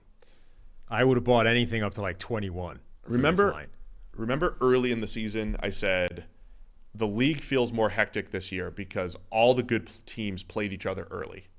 The Chiefs played, well, we thought that the Bucs would be good, but they played the Bucs. The Chiefs played the Chargers right away, right? That big division battle. Who else did they play early? You could easily look at their schedule, right? But weren't the Chiefs, they were 3-1 and whatever. There was a lot of good teams beating up on each other early on. It's because they saved these games for the end. Yeah. Is my point. Right? It felt like the NFL had a lot of good on good. Like the Chiefs played the Bucs in week 4, the Bills in week 6, the Niners in week 7. Like before the season, you're looking at those games and saying, okay, those are all some of the best teams in the league, right? So the NFL scheduled a lot of good on good and then bad on bad, right? The Giants were playing the Bears and like all the bad teams, like the bad versus bad games were early. So some bad teams had good records, like the Giants, and the good versus good teams played each other. So some good teams had bad records, and then at the end of the game, you get the bad versus good games. I mean, Chiefs versus Texans. Yeah, Kansas City also just played the Bengals 2 weeks ago. And they've got 2 games against Denver, who we thought would be really good. Don't debunk my feelings with facts. They've got the Raiders at the last. They've got Seattle, who it turns out are actually reasonably. Like, this is just their one stinking game. But I'm saying before the season, when you're looking at the schedule before the season, yeah, you thought the 2 Broncos games would be good. Yeah. So but not Texans or Seahawks. No, we thought the Raiders would be. So that's 3 of their last 5 games were in-division games against teams that were supposed to be playoff But I'm teams. talking like pinnacle. The Chiefs Bucs and Chiefs Bills are 2 of the. And the Bengals. So 4 out of 6 to finish their year were supposed to be good games. There were other games. This is a terrible point. And the Rams, 5 out of 7. Shut up. This is a ridiculous point you're making. The Chargers, no. You've just zeroed in on the one crappy game. They just happen to have a tough schedule. And you're like, wow, this is just a failure of schedule making. Rams Bills week 1. Right? Yeah. It's supposed to be one of the best games of the entire season. Right. You've just zeroed in on like the one bad game in Kansas City's schedule and are like, well, this is just a failing of schedule making. All right, so what do you think of the game? I think Kansas City are very good. I think the Texans are bad and all of their good players are hurt. They're going to get waxed by 21 points. What else do we have here? Who else is not playing? The dual quarterbacks of Jeff Driscoll Davis Mills. That could be something. Could be something there. I'm sure what the hell. No Dameon Pierce. You can't even, if Dameon Pierce was playing, you'd say, hey, maybe the Texans can run Pierce and lean on him a little bit. Steal some possessions. Can't even do that. No. With Pierce. Or Cooks or anything. No, Cooks is out. Nico Collins also out. Like, they just got nobody left. So some original analysis. Also, by the way, Chris Jones against Kenyon Green on the interior. Like, this is a disaster. Let me tell you what the underdog can do to keep it close in this game. They're going to need some turnovers. Yeah. And maybe a great special teams play. And a comet striking the stadium. Perhaps a comet. Causing an abandonment of the game when they're only down 14. It's also Mahomes in a dome. And anytime you get Mahomes in a dome, I'm just thinking he's just going to go nuts. Yeah. Not miss a throw. Because Mahomes is awesome. Remember, I obligated to say this. Mahomes is the best quarterback. He's the MVP. He's the best QB in the NFL. So the Chiefs are going to win by 100. Yeah. I mean, literally, when I saw the injury list for Houston, I couldn't believe that the line was only 14. Yeah, I really thought we were going to get close to that 20 mark. Yeah. I'll take KC to cover the 14. Yes. All right. Did we list all the games? We did. There's 16 in there. Yep. Haven't missed anything. Rams at the Packers. Monday night football. Okay, the NFL thought this was going to be a big game. Yeah. I mean, you can understand why. Defending Super Bowl champions, back-to-back MVP Aaron Rodgers. It made sense. The other disappointment bowl. Packers by 7 and Baker Mayfield. So the 2 things to watch are Baker Mayfield, and then to me, you got Christian Watson and Jalen Ramsey. Yeah. When they ever match up. That'll be fun. Christian Watson, I do believe, has transformed this Packers offense. They're coming off their bye. What are they, 5-8? Still have some playoff hopes. Yeah. Rams' offensive line has been ticking up the last couple of weeks as well. They haven't even really gotten that much consistency in terms of starters. Like, they've still been moving around a little bit. I think one of those weeks was the first week where they had the same 5 back-to-back games, but the line has been playing a little bit better in recent weeks. I mean, the most fascinating thing is, was that just a one-game trick for Baker Mayfield? Does he get immediately worse once he knows the playbook? Like, how's that whole dynamic going to work? Because what he did was genuinely impressive. I mean, simply functioning as a quarterback in the offense 48 hours after getting the gig is pretty amazing. Leading a game-winning drive when you have to do the whole thing, 98 yards, ad-libbing as you go, was nuts. Making the throws when you needed to, the Skoranek play down the sideline, the final one to Van Jefferson, like just an incredible performance from Baker Mayfield given the circumstances. But was that was that it? Or is this actually a thing? Teaming up Baker Mayfield with some really smart offensive coaches, at least 3 of them still in the building. Zach, Liam, and Sean. Right. Is Liam still there, or did he just bounce immediately? Well, I think he's still in the building. Yeah. So, 3 really smart offensive coaches, who I think all 3 of them liked Baker Mayfield when he came out, as a prospect. Can that actually produce something successful? Yes, so that is a good storyline, man. It is something to actually watch here. Baker Mayfield, talented, and looking like a disaster in Carolina, and for half of a quarter in the fourth quarter against the Raiders looked pretty good. You put it like that, that's quite a small amount of time. It is. But that's what we're working off of. Yeah. Can they turn around Baker Mayfield? And then the Packers offense, they've scored at least 28, 3 out of their last 4 games. Again, the Christian Watson factor, I think, has changed things for them.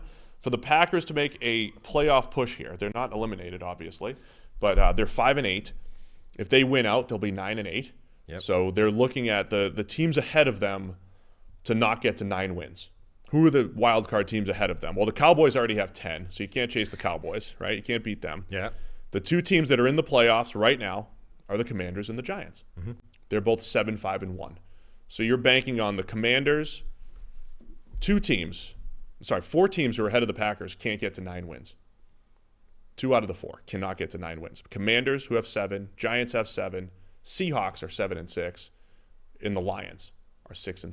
Mm-hmm. So all 4 of those teams, Packers need to win out, and 3 out of those 4 teams cannot get to 9 wins. Yeah. It's possible. 2 of whom are playing each other this weekend. Yeah, they could tie again. It feels, the way a tie is supposed to be half a win? If you get 2 of them, you should be able to parlay it into a win. You should. Yeah, it I've got 2 ties. That's worth a win. So instead of being 7-5-2, I just go to 8-5. Is that what they do? No, because they're the winning. They do count it as half a win, huh? 7-5-1. But only as a tiebreaker. 0.5. I think it remains half a win. But that's actually how they calculate the win percentage. Like the Commanders and Giants have a 577 win percentage, which is 7.5 divided by the 13 games that they play. It probably stays as another half a win in win percentage terms, but I don't think it does you anything. Yeah, so if they tie, they'll both be 7-5-2, yeah, which would be the equivalent of 8-5. Except versus an 8-5 team, I think. I'm pretty sure an 8-5 team would still have the tiebreaker. I'm sure a real win counts team. more than 2 ties. Yes, that's what I'm saying. Yeah, we're NFL experts here. We should definitely know this stuff. I mean, look, that's the thing that I'm just never going to look into that before it happens. No, my favorite show of the year is Week 18 preview, where I just get to read off the scenarios, get to play Andrew Siciliano and just read the scenarios. Yeah. If these 19 things happen, the Raiders could get into the playoffs. You never know. We're all looking forward to that. You never know. Anything else to keep an eye on in this game? 1 loss for the Packers, by the way. And is it Jordan Love time? What happens? By the way, for the Packers, if they were going to win out here, they get the Rams at the Dolphins. Rodgers on Christmas Day. Rodgers doesn't play well in Florida. The Dolphins. Florida. Is that a thing? Yeah. Because remember the Saints? Remember the Saints had to play in Jacksonville last year and they lost by 1 million? Yeah. Yeah. It's not good in Florida. Just based on that one game, or no, there's other games leading up to. I think that's what the Saints They knew that. Yeah. They're like, we can play in Mobile, Alabama. We can play in I'll go to Jacksonville. It's terrible in Florida. We need the game moved to Florida. They got the Rams at the Dolphins, home against the Vikings, home against the Lions. 3 out of 4 here in Lambeau down the stretch for playoff football, and then 1 in Miami. Christmas Day. Not the easiest stretch in the world. Nope. On the other hand, those are all teams you kind of need to win if you want to win playoff games. Yeah, they're all doable. And I'm saying all this knowing that the Packers are 2-7 in their last 9 games. Yeah, that's another perspective here to bring to the table. Yeah, it's not good. With a win against the Cowboys and the Bears. Yeah. All right. A Bears game where they were losing for a lot of it. Someone's questioning me calling a yard subjective. Okay. That's an maybe email. yards. Stop reading. It's a long email. We're not reading emails live on the show. It's a long email, but pre-screening right. it. Oh, jeez. What did we do here? You lost your spreadsheet again? I've been invited to a meeting. I want to know what it's about. Okay. These are all things that can happen after we stop recording a podcast. Game's over. The show's over.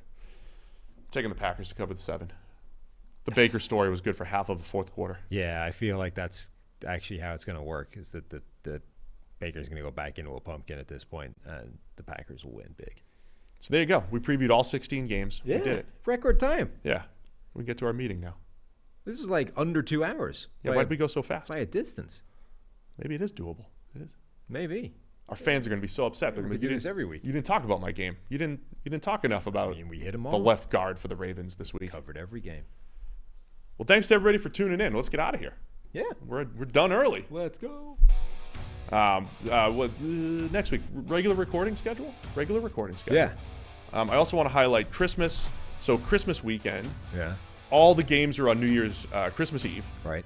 There's 3 games on Christmas, which is that Sunday. Yeah. So we're going to do our podcast still on that Monday morning. Yeah. So it won't be the day after the slew of games. It'll be 2 days after this. Yes, it'll be the Monday as per usual. Yes.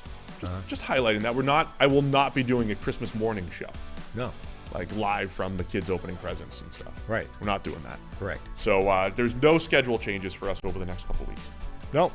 That's it. Just wanted to make sure people know. And go watch me play rugby if you want to donate. We can't watch you yet. They have to donate first. Donate first, and then we'll do it. All right, that's it. Let's get out of here. Thanks to everybody for tuning in. We'll see you again on Monday morning as we review all the Week 15 action.